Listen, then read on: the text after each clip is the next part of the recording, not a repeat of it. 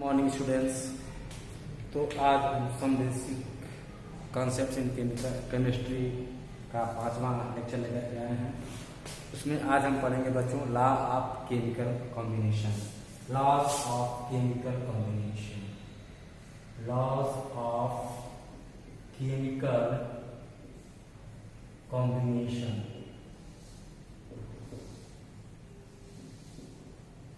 बच्चों इसके तहत 5 लॉज होते हैं मेजर, ठीक है, 5 मुख्य रूप से लॉ होते हैं जिसके तहत 5 लॉज होते हैं, जिसके तहत एलिमेंट्स कंबाइन होंगे, एलिमेंट्स कंबाइन होकर के कंपाउंड फॉर्म करते हैं। क्या फॉर्म करते हैं? कंपाउंड फॉर्म करते हैं, ठीक है। और तो 5 लॉज आज आपको पढ़ना है, उससे संबंधित कुछ क्वेश्चंस भी होंगे, न्यूमेरिकल्स होंगे। तो चलिए हम शुरू करते हैं। पहला हमारा कॉम्बिनेशन में पहला लॉ है law of conservation of mass, law of conservation of mass, conservation of mass. इसका अनुसार क्या होता है बच्चों कि mass can neither be created not destroyed. Mass न तो उत्पन्न हो सकता है और न तो नष्ट हो सकता है, ठीक है। तो बच्चों इस लॉ को, ये बात हो रही है बच्चों 1740 टू 1760 के बीच और पहले की बात हो रही है। और ये लॉ कौन दिया था? इस लॉ को देने वाले थे लेवोजियर। लेवोजियर ने यह लॉ दिया था, ठीक है।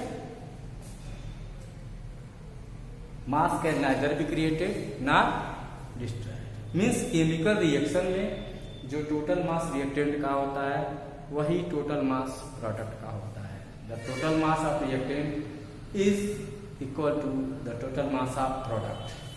Means during a chemical reaction mass doesn't change, okay, mass remains constant. तो एक इक्वेशन लेते हैं, जैसे A plus B gives AB, ठीक है बच्चों। तो sum of reactants, sum of mass of reactants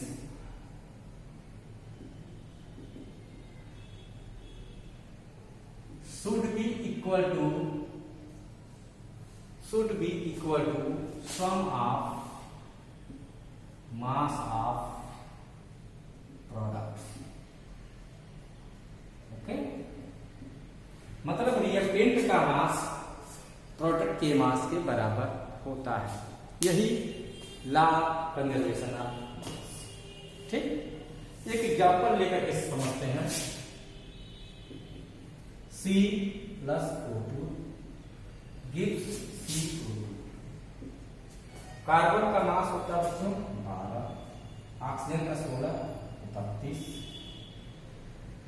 total mass जोड़ोगे 12 प्लस 32 इक्वल टू 44 ग्राम। और इधर 12 प्लस 32 44 ग्राम। तो रिएक्टेंट का मास और प्रोडक्ट का मास इक्वल है, अर्थात यहां पर जो है law of conservation of mass follow हो रहा है, वेरी है, ठीक है बच्चों। नोट करिए, मिटा दें। एक न्यूमेरिकल कराऊंगा बच्चों। आज के डेट में जो होता है ना, कुछ एनर्जी लॉस होता है, इक्वल टू mc²। कुछ मास जो होती है एनर्जी के रूप में वैल्यू होती है आज टुडे, लेकिन हम आज की बात नहीं कर रहे हैं। ये जो है 1740 टू 1760 के बीच की बात है। उस समय ये जो है E=mc² का इन्वेंशन नहीं हुआ था, तो लोग मानते थे कि mass can neither be produced not be destroyed, और mass of reactants is equal to mass of products.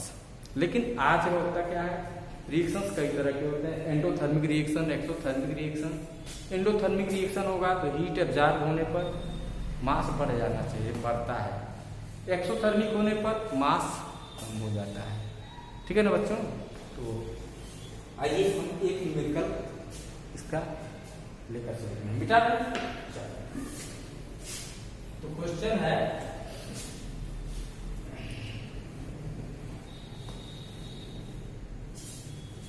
Question है 1.5 ग्राम, क्वेश्चन है 1.5 gram of ethane C2H6 on complete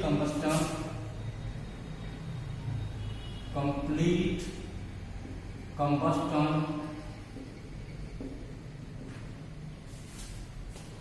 gives 4.4 gram of CO2 and 2.7 gram of H2O.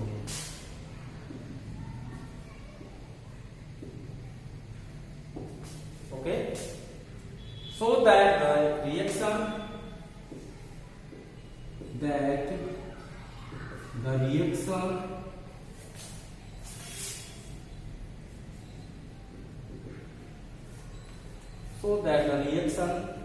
obeys law of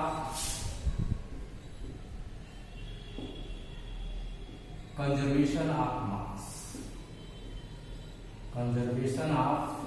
mass. ठीक, easy है। यहां पर देखिए 1.5 ग्राम ethane use हो रहा है, तो 2.7 ग्राम CO2 बन रहा है, सॉरी 2.7 ग्राम H2O बन रहा है, 4.4 ग्राम CO2 बन रहा है। अब हमको पता करना होगा कि कितना ग्राम जो है ऑक्सीजन यूज हो रहा है। तो रिएक्टेंट का मास निकाल लेंगे और प्रोडक्ट का मास निकाल लेंगे, और ये दोनों बराबर होंगे तो प्रूव हो जाएगा। आइए हम बैलेंस केमिकल इक्वेशन रिएक्शन लिखते हैं।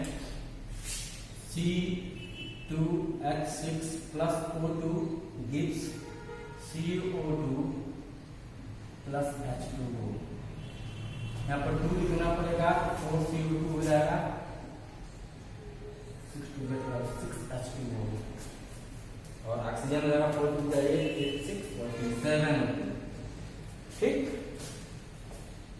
तो देखिए 1.5 ग्राम इथेन का कंप्लीट कंबस्टन होता है, तो CO2 कितना बनता है बच्चों? 4.4 ग्राम, 4.4 ग्राम, और वाटर कितना बनता है? 2.7 ग्राम। यदि हमको ऑक्सीजन का मात्रा पता चल जाए तो हम कह सकेंगे कि ये लॉ ऑफ कंजर्वेशन ऑफ मास को फॉलो कर रहा है, ओबे कर रहा है। ठीक, तो हम निकालेंगे कितने इथेन के number of moles of ethane. तो given mass 1.5 by molar mass, चलो भैया कार्बन का मास 12, हाइड्रोजन का मास 1, तो 12 गुना 24, 24 6 30। ठीक, यहाँ पर हो जाएगा 15 बाई 300,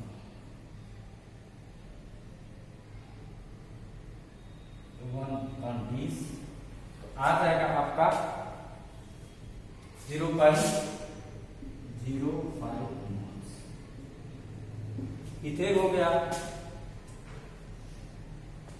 अब देखिए 2 मोल इथेन, 2 मोल्स ऑफ C2H6, ठीक है, कितना ऑप्शन ले रहा है? 7 moles of O2।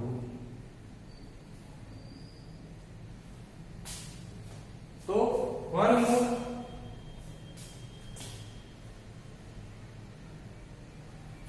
Simply 0.05 moles C2H6 कितना चलेगा 7/2 इंटू 0.05 ठीक इक्वल टू 7/20 इसको 1/20 कर दो 7/40 moles of O2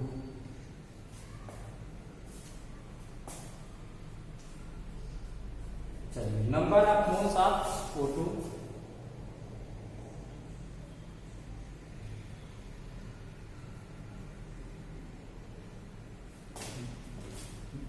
given mass x मान लेंगे मोलर मास 30 कितना है 7/40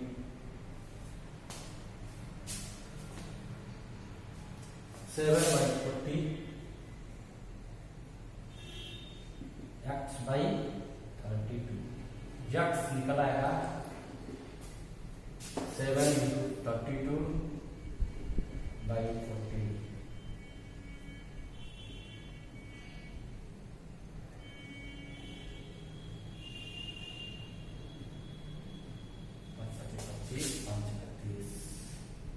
ग्राम 5.6 ग्राम ऑक्सीजन जो है यूज हो रहा है ठीक है। अब चलिए यहाँ पर हम निकाल लेंगे total mass of reactant total mass of reactant कितना है 1.5 ग्राम इथेन प्लस 5.6 ग्राम ऑक्सीजन आता 6×5=11 6×7 7.1 ग्राम आ रहा है। ऐसे ही टोटल मास ऑफ प्रोडक्ट का टोटल मास निकाल लेंगे तो 4.4 प्लस 2.7 7×4=11 2 3 4 7 लिखेंगे mass of reactants equal to mass of products hence the reaction obeys law of conservation of mass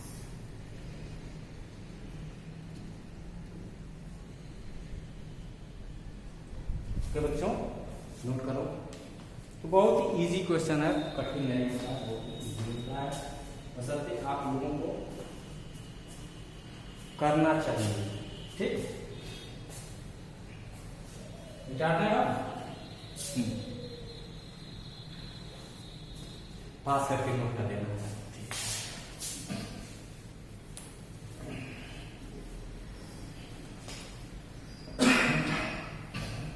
अब आइए सेकेंड लॉ हम डिस्कस करेंगे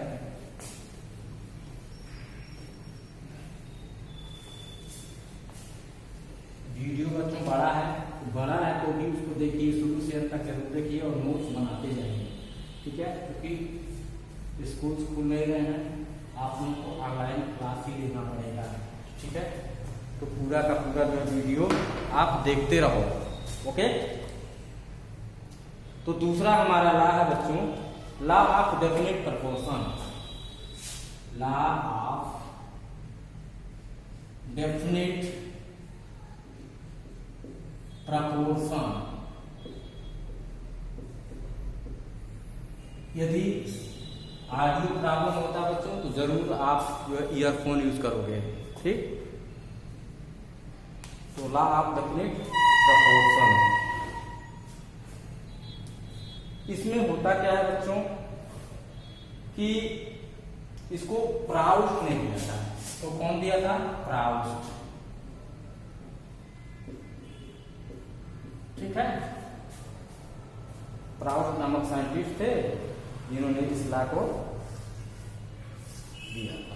इन्होंने क्या कहा था कि दो एलिमेंट ठीक है हमेशा एक डेफिनेट प्रपोर्शन में, रेशियो में मिलकर के कंपाउंड का फॉर्मेशन करते हैं।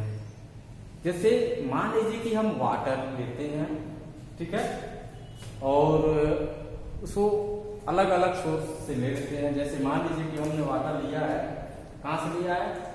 सी वाटर लिया है।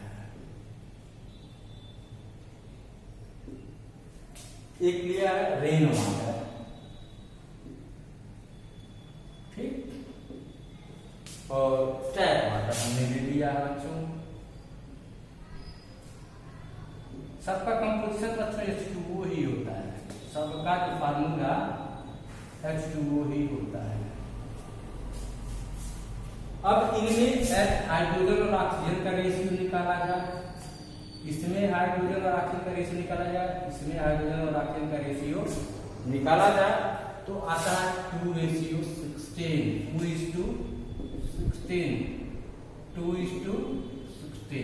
सिंपल करते हैं 1:8, यहां पर भी 1:8, 1:8, ठीक है। किसी भी मेथड से कंपाउंड बना हो तो जो कंबाइनिंग एलिमेंट्स होते हैं वे एक फिक्स रेशियो में कंबाइन होते हैं, ठीक। जैसे वाटर में हाइड्रोजन और ऑक्सीजन जो होता है वे हमेशा 1:8 के रेशियो में कंबाइन होते हैं, ओके।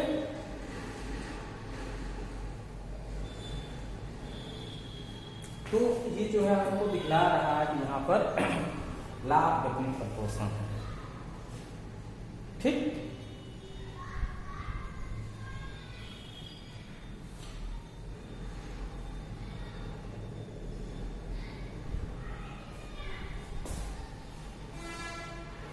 चलिए इसका न्यूमेरिकल देख लेते हैं बच्चों। ये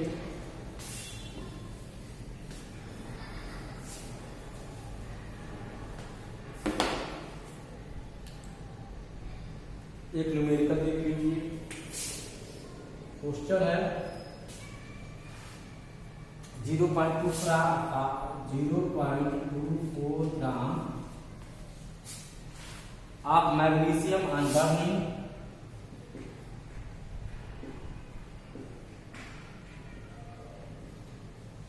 burning with oxygen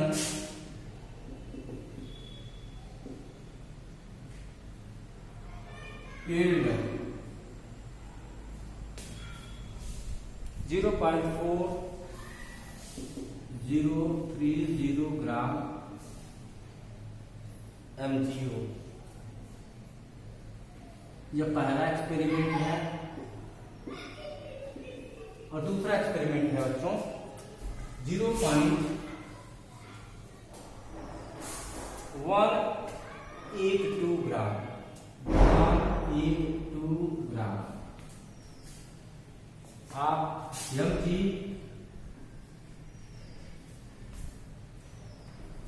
burning with oxygen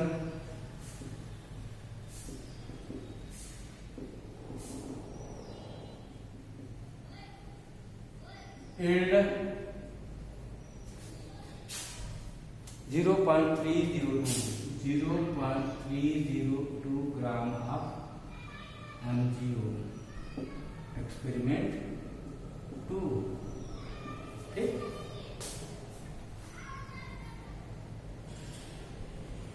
so that these data obey the law of definite proportion।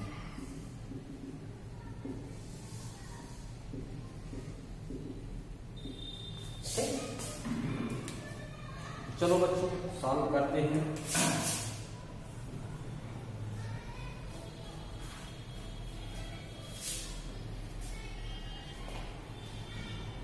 MgO MgO experiment 1।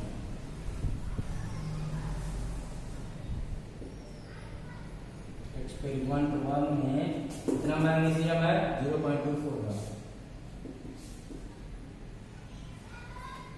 और कितना जो देता है? 0.4030 ग्राम। मास ऑफ ऑक्सीजन निकाल लीजिए। Mass of oxygen equal to mass of MgO 0.4030 minus 0.2400।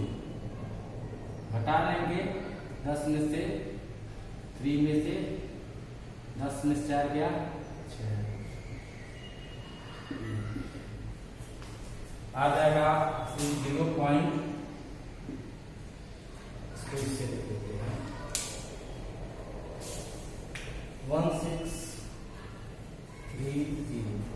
इतने ग्राम ऑक्सीजन प्राप्त हुआ है।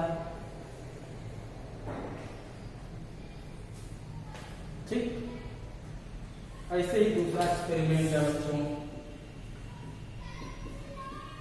दूसरे एक्सपेरिमेंट में 0.182 ग्राम Mg बर्न किया जाता है, तो 0.302 ग्राम MgO देता है।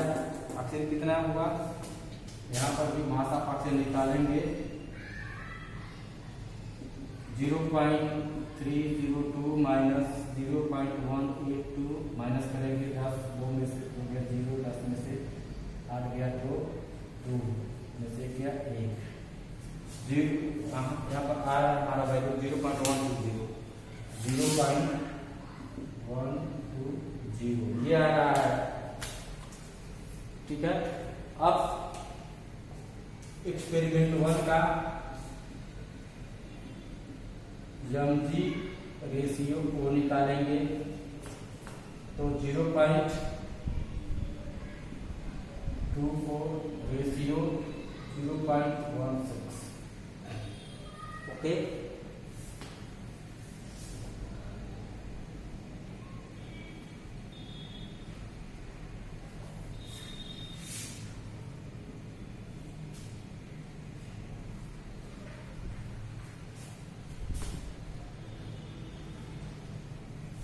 वन 1.5 बना जाएगा इक्वल टू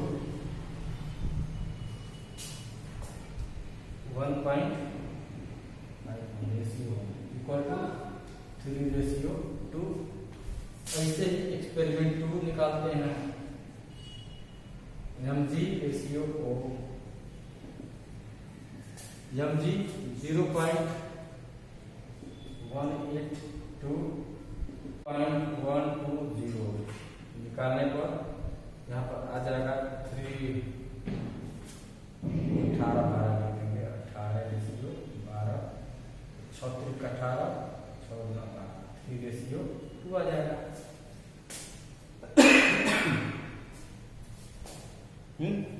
तो देखने में क्या मिल रहा है हमको? From both the experiment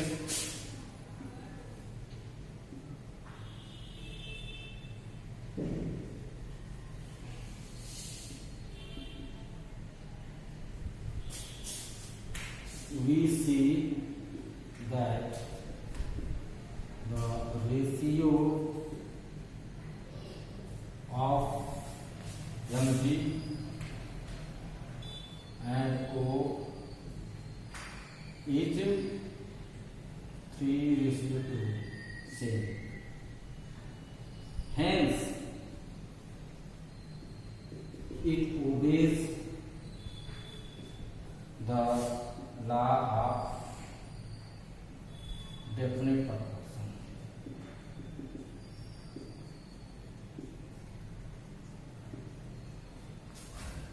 okay, note कर लीजिए बच्चों।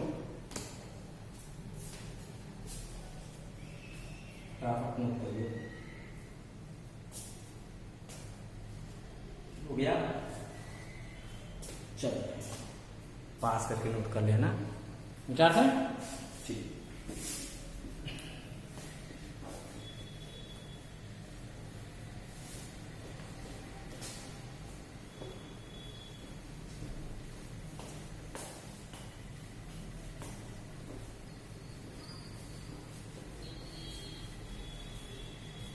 अब तीसरा लॉ है बच्चों, law of multiple proportion. Multiple proportion.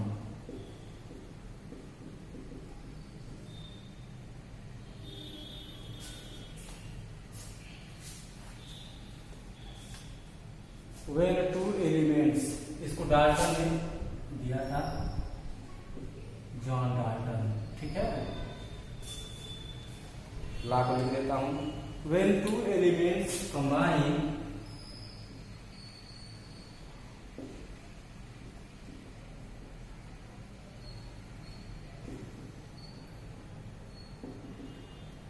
when two elements combine to form more than one compound, to form more than one compound,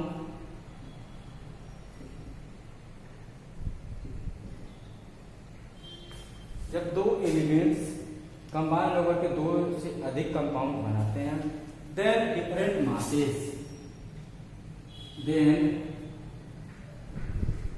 different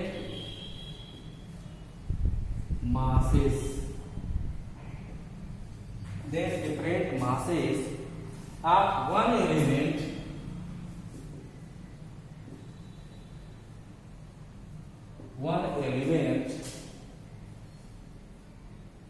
which combine with fixed mass, which combine with fixed mass of other element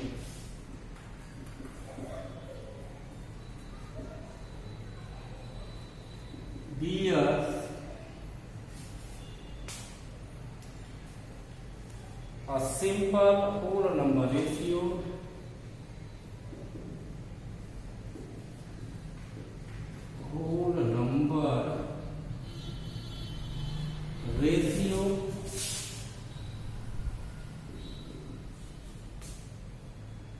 to one another।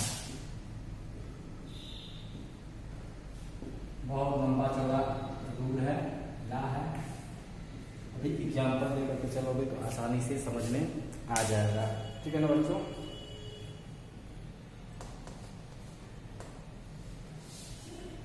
जैसे मान लीजिए carbon और oxygen हमारे दो element है बच्चों, carbon और oxygen. Carbon और ऑक्सीजन मिलकर कार्बन डाइऑक्साइड बनाते हैं, ये कार्बन और ऑक्सीजन मिलकर के कार्बन मोनोऑक्साइड बनाते हैं, ठीक।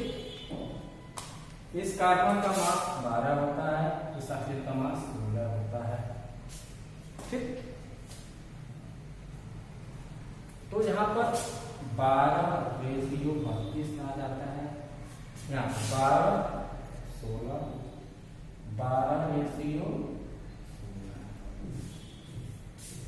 ठीक।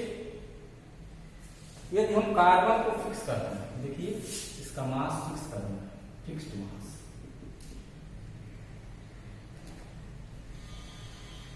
ठीक है ना।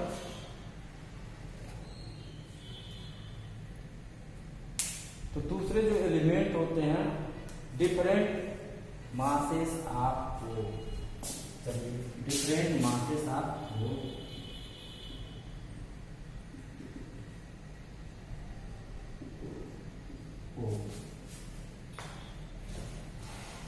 कौन कौन से डिफरेंट मासेस हैं? 32 ग्राम और 16 ग्राम, 32 gram and 16 gram, which combine with fixed mass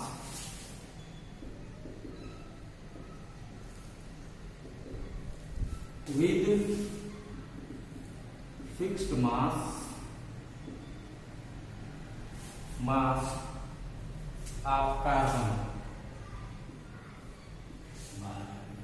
ठीक है। इनके बीच का रेशियो क्या हो जाएगा? इन्हीं दोनों का रेशियो करना है, रेशियो 32:62, इसी पर वो नंबर रेशियो है, ठीक है। 2:1। ये है, ये सिंपल एक दूसरे के सिंपल होल नंबर रेशियो में होते हैं। इसको कहते हैं लॉ ऑफ मल्टीपल प्रपोर्शन। ऐसे और भी एग्जाम्पल आप लेकर के सो कर सकते हैं। ठीक, चलिए हम एक और एग्जाम्पल लेते हैं बच्चों। मिटा दें इसको, नोट कर लो। मिटाते हैं 1 2 3। इसका एग्जाम्पल एक लेकर के आपको क्लियर हो जाएगा। जैसे नाइट्रोजन और ऑक्सीजन करके कई तरह के ऑक्साइड बनाते हैं बच्चों।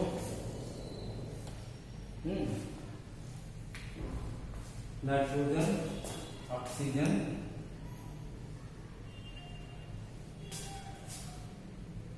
और इनके कंपाउंड।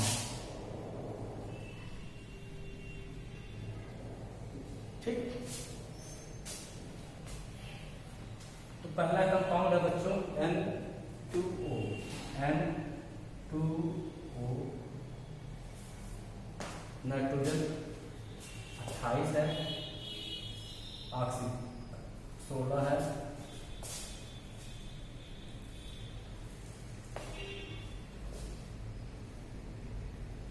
दूसरा NO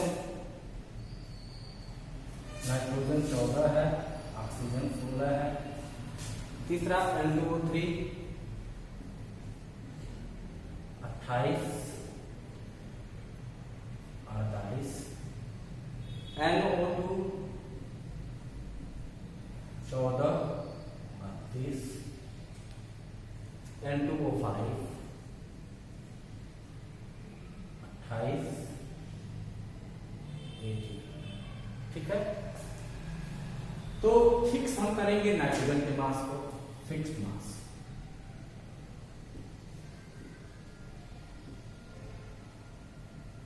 तो इसमें 2 कब्जा करना पड़ेगा,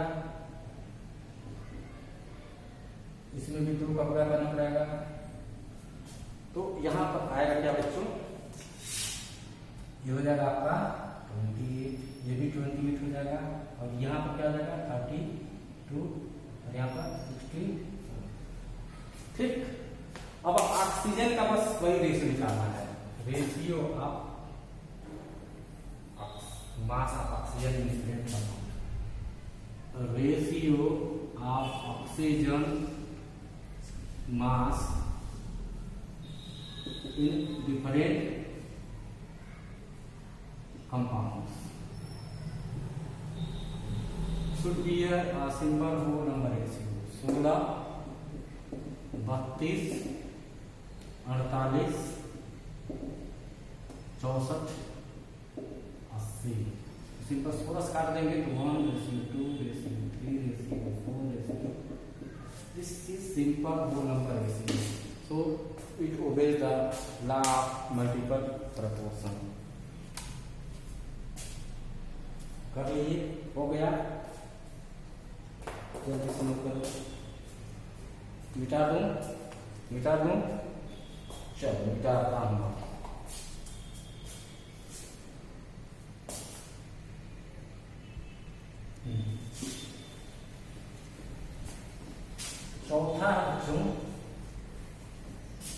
चौथा ला है गेरू-सैक्स ला।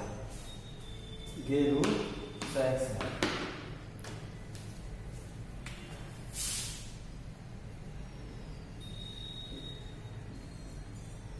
गेरू-सैक्स ला।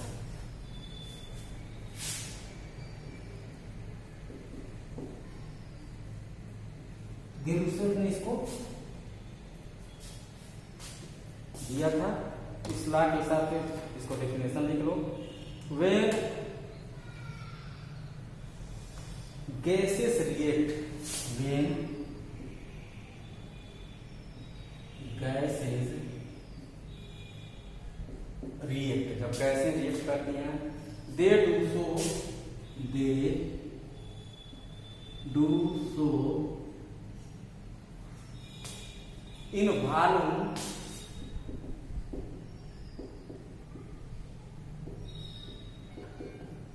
which just a simple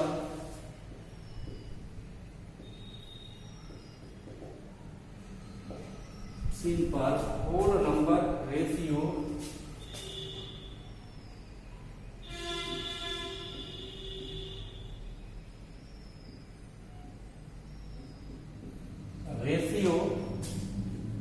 to one another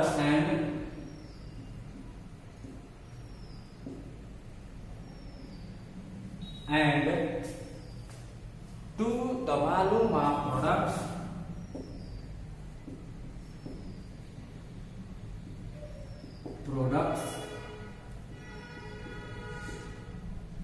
volume of products farm if gases farm if gases। ठीक, जैसे मान लीजिए बच्चों H2 हाइड्रोजन गैस होता है, Cl2 गैस होता है, 2HCl, ठीक है, ये भी गैस। ठीक,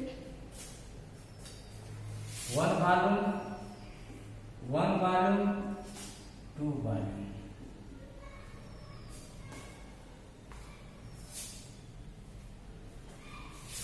ये 20 ml, ये भी 20 ml, ये कितना होगा 40 ml होगा। ठीक है, नोट कर लीजिए। क्वेश्चन एक नोट करूं, चलो नोट कर देता हूं। क्वेश्चन है इसी रूप से related, when 100 ml of CH4, 100 ml of CH4 methane gas, okay, burns, it produces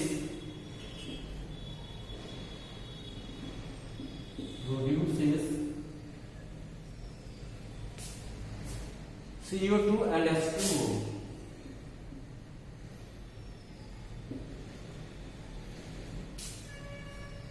Find volume of O2 required, volume of O2 required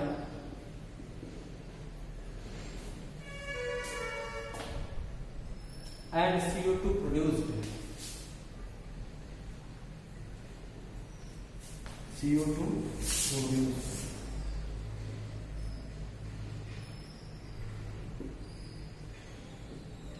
easy question है, कुछ कठिन नहीं है, टाइम भी हो जाएगा। चलिए पहले इस क्वेश्चन लिखते हैं, combustion of methane.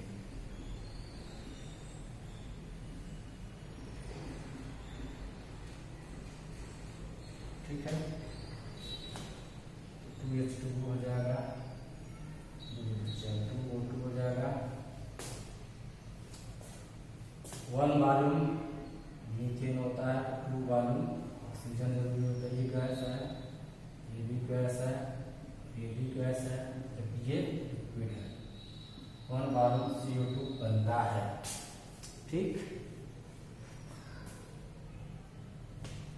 Plus heat इससे प्रोड्यूस होता है इस रिएक्शन में, एक्सोथर्मल रिएक्शन होती है। चलो उसके बाद क्या है कि 100 ml,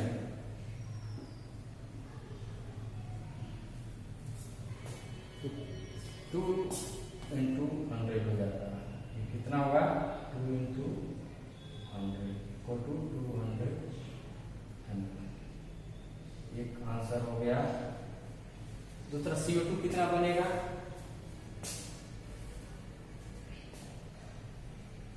100 ml हो जाएगा।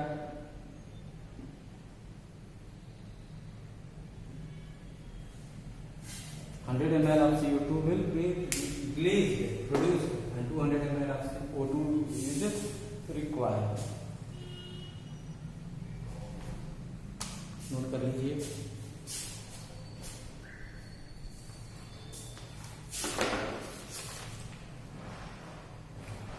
नोट हो गया।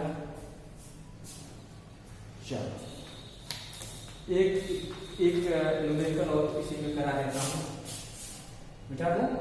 चलो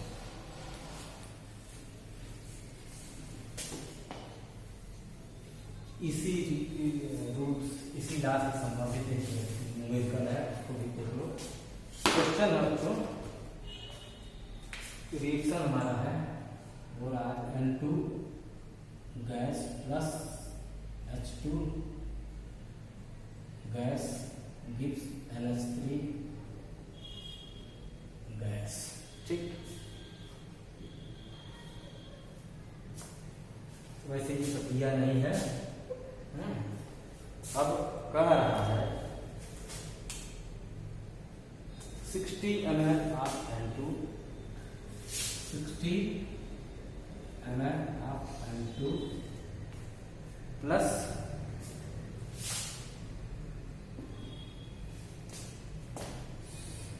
60 ml of H2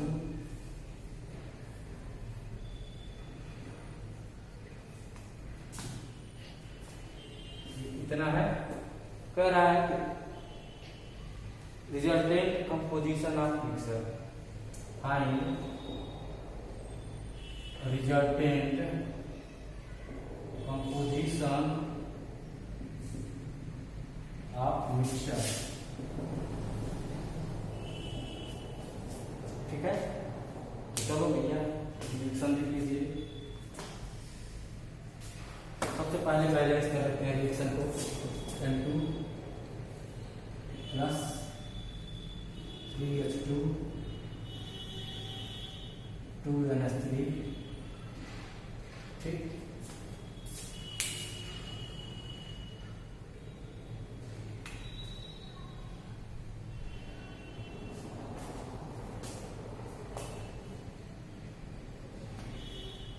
one volume 3 volume 2 volume.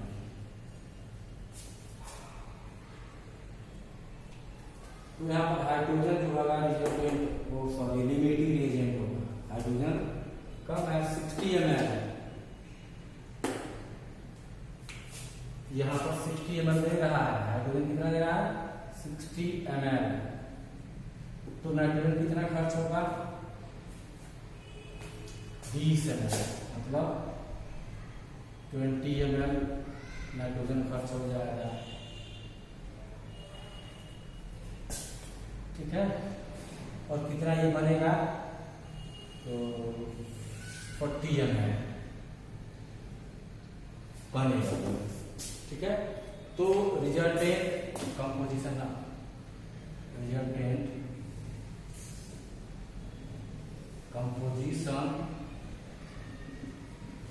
Of mixture में नाइट्रोजन कितना होगा 60 पहले था, खर्च कितना होगा 20 ml खर्च होगा, बच गया 40 ml। हाइड्रोजन 60 था, 60 खर्च हो गया, 0 हो गया। अमोनिया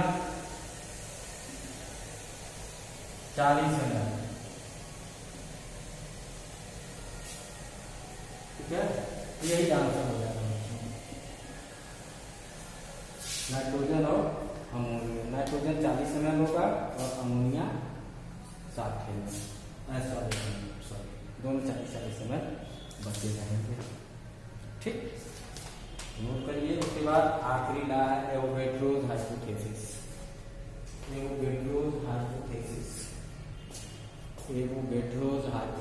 मिटाना जाए, मिटा दें। चल, पांचवा ला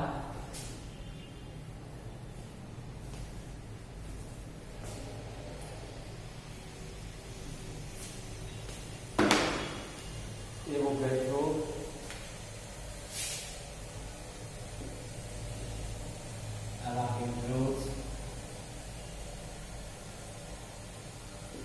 हाइपोथेसिस। जैसा कि नेम है इसमें एवोगैड्रो ने इसको दिया था।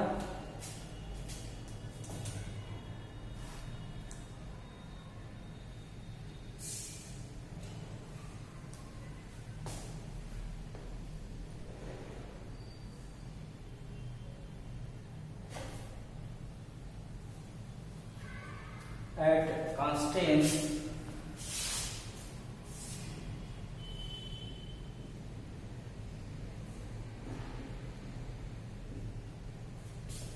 temperature, pressure,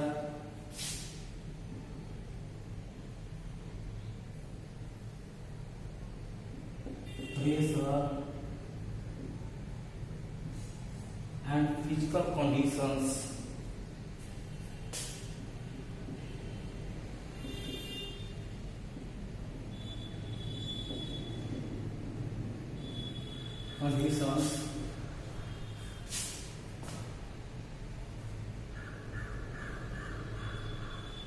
equal volume of all gases, equal volume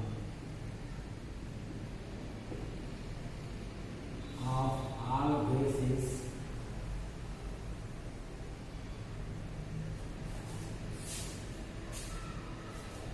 contain equal number of molecules. Contain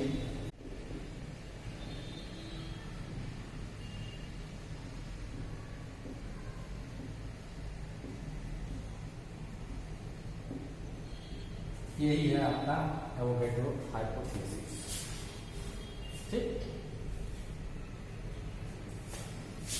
जैसे मान लीजिए कि ये 100 ml है, H2 इसमें डाला गया है हाइड्रोजन गैस। ठीक है, 100 ml H2 डाला गया है, तो इसमें कितने होंगे? X होंगे। ऐसे ही मान लीजिए वही कंटेनर है, इसमें नाइट्रोजन गैस डाला जा रहा है 100 ml, इसमें भी कितने होंगे? X ही मॉलिक्यूल्स होंगे। मीथेन मान लीजिए कार्बन डाइऑक्साइड डाला जा रहा है CO2 100 ml, इसमें भी X ही मॉलिक्यूल्स होंगे। अमोनिया डाल देते हैं मान लीजिए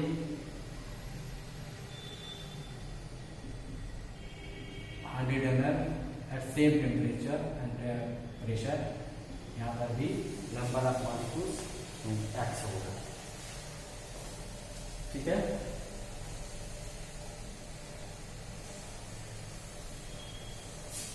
तो बच्चों 100 ml CH4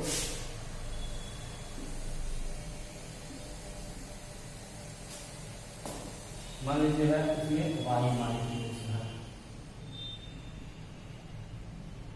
ठीक, 100 ml CO2 है, सेम कंडीशन है at constant temperature, pressure and physical condition.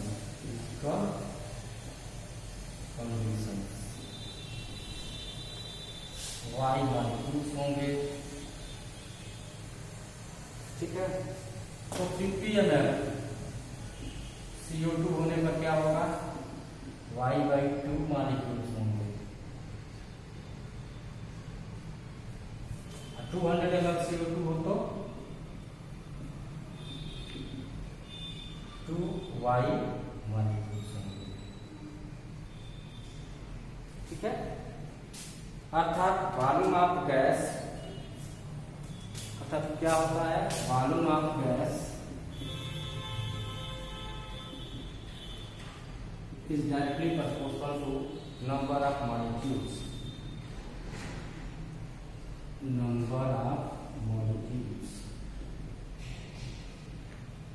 ठीक है, या V is proportional to N, या V/N इक्वल टू कांस्टेंट।